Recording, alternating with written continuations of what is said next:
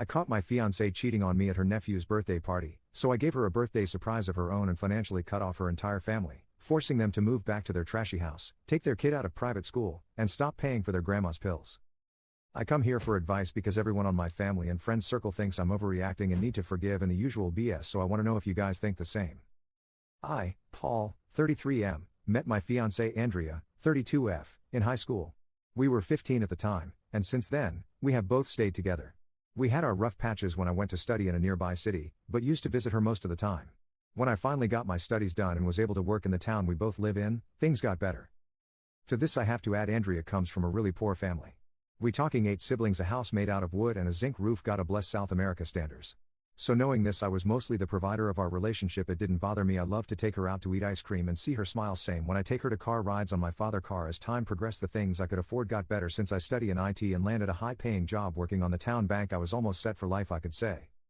To this that I got myself a nice place to live that I rent from an old man that my parents knew. We are talking one of those ranch houses with plenty of rooms to spare and 2 floors all, so she could live on a bigger house like she used to say. Then one day she asked me if her parents and 2 of her sisters, 12F and 14F, could come live with us, that their living conditions are really bad, and I knew that, so I said yes. We had rooms to spare and we weren't expecting a child, so why not? I thought I know them, and even humble as they are, they're good people. Fast towards then, and I helped pay for a private school for her 2 sisters plus some medical treatment her mother has going through. I must say the rest of their brothers try to pinch some money but mostly have day-to-day jobs, and you know how the economy is a hellhole down here, so it never bothered me helping them since I could. Now comes the famous D-Day. We got invited to a birthday of one of her nephews and told her she should go first, then after I'm out, I'll go. I arrived 2 hours later, then I ask one of her nephews where is she, then he points me at the restroom place the park has, so I walk there. I turn the corner to see my fiancée hugging and kissing one of her family friends. She sees me. We both lock eyes. Of course she panics, tell me this is not what it looks like, right? I bolt towards my car. Funny scene that me running out of the situation make the other kids follow me thinking I'm playing a game. Still, her family pick up fast something was happening as she start banging on my glass windows and screaming as I turn the car on and then drive off. I have no idea what happened after that, just know I felt like garbage and went to my parents' place and hide on one of their empty rooms. After a week I had to face her of course and return home to see a whole congregation, basically all her family was there. Imagine 2 parents, 8 fudging siblings with kids included, and her all came together to try to see if I could forgive, if I could see past her betrayal. We kinda fight a little, but of course I was overwhelmed. Then I asked the question if the cheating was going for long. She didn't answer, so I just walk away to a bunch of people screaming at me to come back. Don't be a coward, try to see beyond this, you get the idea. Then 3 days later I asked her to talk alone, told a couple of mutual friends to help us, and we set a meeting. Then as I first explained to them, then told them who he was, and all to which I learned from one of them that the guy she was with was an ex. From what period I really don't know and I don't wish to know. So you get the idea. That the moment I learned about that information I dropped the meeting, sent her a message saying is cancelled and that I would go pack my stuff. And so I did. 2 weeks later, after the whole fight, I was moving out the place back to my parents. We fought a lot and had to face each and every one of them trying to convince me to forgive their sister. Mistake, but I end up blocking them and putting my foot down, telling them is not their business. Then her friends pile up, even some of my friends too, saying is just a mistake and blah blah. Then what hurt the most was both my parents saying that seeing me like that wasn't right and perhaps I should forgive and fix our relationship, and yup, in this whole parade of people nobody give a dang how I was doing, only our relationship, to which I end up cutting ties with most of them besides some of my best friends and my parents on a low contact deal as I moved to a 1-by-1 bad block apartment I could rent fast. Now 2 months after the whole ordeal I paid the last month, then cut ties with all payments. The house I was renting gone, the private school gone, her mother medical treatment and pills gone. Also, and I must say, try to hold that much while being 2 teenagers, 2 retired folk and a housewife who barely finished nurse school, you get the idea. When the bills came to her she lost it all and came running to my parents, to which she didn't find me, so she went to my work and came to talk. When I went out she groveled and cried that she didn't want this of us and to give her another chance if it's not for her mother. I said that I had no attachment more to her or her family and drive off. Now she has talked with most of the people on my circle again, and of course they say I shouldn't be this cruel, that I have the money to spare. Even again my parents, why let them suffer after all this time? That I should have a little more compassion for them, to which I think who is compassion for me? So Reddit, am I the jerk here for cutting the payments and possibly killing grandma because I stopped paying, or care that they go back to their terrible house because they can't pay the other one? Commenter 1. Nothing is stopping the people who say you should pay for everything from paying for everything. Commenter 2. NTA. When people say this isn't what it looks like, a majority of the time it is exactly what it looks like. It's not your responsibility to support the whole family or be concerned about what's going to happen to them. Cut ties. And move on with your life.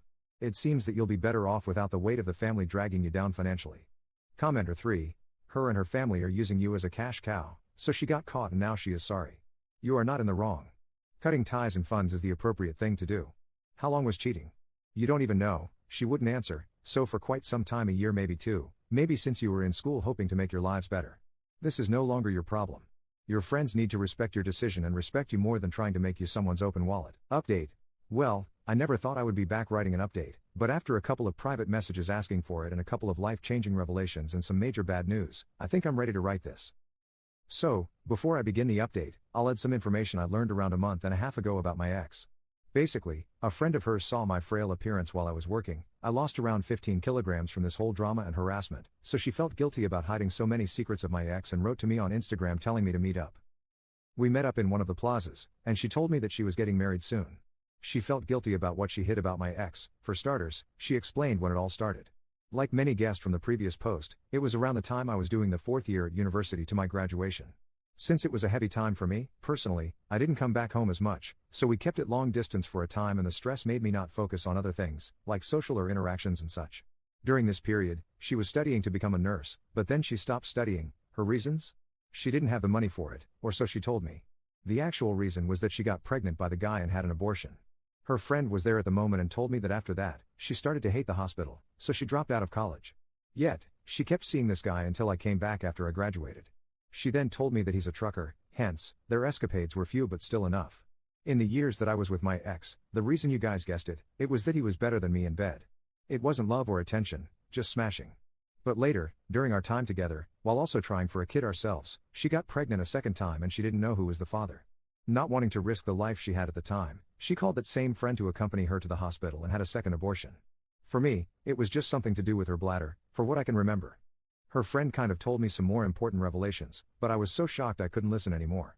Like, more times they met or what excuses she used. That same day, I went home and cried myself to sleep. Of course, now you can ask what she was doing after we broke up. Well, she went to live with him and since he goes out most of the time due to his job, she stays at the place he's renting. Almost every time he went out, she came to my home calling for me, asking for forgiveness, saying how bad she felt.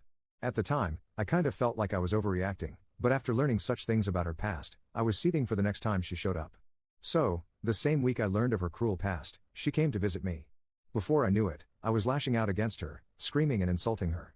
It was loud enough that my throat hurt me for 3 days and I decided that it was enough so I went to the police. But when I wanted to press charges for a restraining order against her, the policeman at the time laughed at me, like I was saying a joke, and told me to man up.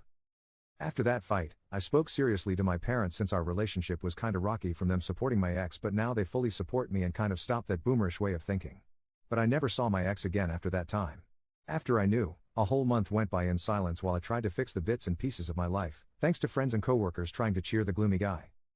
Now I can start the actual update, and before that, I must add a trigger warning for those that have problems with abuse or death in general. Now, around 5 days ago, while working, I received a couple of calls from my mother, which I cut, then messaged her on my break. She then told me to check the Facebook link she sent me, and it was a video of the news of the town saying about an assault and red room between a man and a woman, the woman, of course, being my ex, and the man, you guessed it, her affair partner. After I closed the video, I unblocked and called her parents to find out if that was true. They couldn't answer me through their crying, but when I came out of work her older brother was waiting for me to tell me the news and that he would love if I could go to her funeral, at least to forgive her. I obliged but my feelings were completely empty for her. I arrived with my parents, and her whole family came to greet me, some telling me how much they missed me. Then, when I got in, I kind of felt like I wanted to see her one last time, perhaps shed a tear one last time, but they had to mourn her with the casket closed due to the damage done to her face, so the last time I saw her was her shocked crying face as I shouted her. I said my piece at the time, and later she was buried. After her burial, the brother, who was the friend of the cheating guy, came to talk to me. First, he apologized because he also knew most of the cheating that was going around but decided to keep it quiet because of her parents' and sister's new comfortable life. Then he explained to me that while she was living with him, it wasn't all roses. He cheated on her during his travels and boasted about it to his friends, and verbally abused her, and physically once, but cut it after the older brother threatened him. He told me a neighbor of theirs called the police 3 times on them, and that she sometimes slept at her older brother's house. But since he's taking care now of his parents, the teenage sisters, and at the time his pregnant wife, the brother couldn't keep her for long, so she always returned to him until now, this last time. From what that same brother told me, it seems they fought the night before, and it got serious enough that he ended up doing that to her. The neighbor heard the screams and quickly called the police, but by the time they arrived, it was too late, he ran away. So for now, there's no justice for her. Now, my feelings? Well, I'm quite numb, to be honest.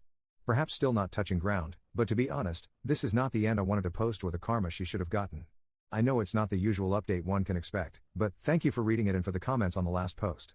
I will continue to lurk as I always did and hope for the best. With that said, thank you for your time.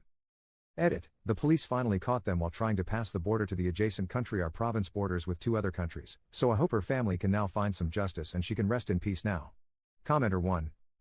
Not everyone wants their cheating ex to suffer a horrible fate.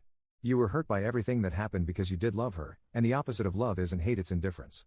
So, it's understandable you feel a certain way about this. Still, don't let yourself fall into the trap of thinking this was something you could have influenced. We never have near as much control over our lives as we think, and that is exponential in the people around us. Commenter 2. I feel like when something this shocking happens, your brain just refuses to process it normally. You didn't want karma, you just wanted to move on, and now you're stuck with something too heavy to make sense of. Commenter 3. I'm amazed that the family didn't hit him up for money at the funeral. Also, her family must be incredibly forgiving. She threw away a lot of opportunity and stability for the whole family, also she can get some abusive jerks' jewels. Yet they still cover for her and support her when abusive jerk is abusive.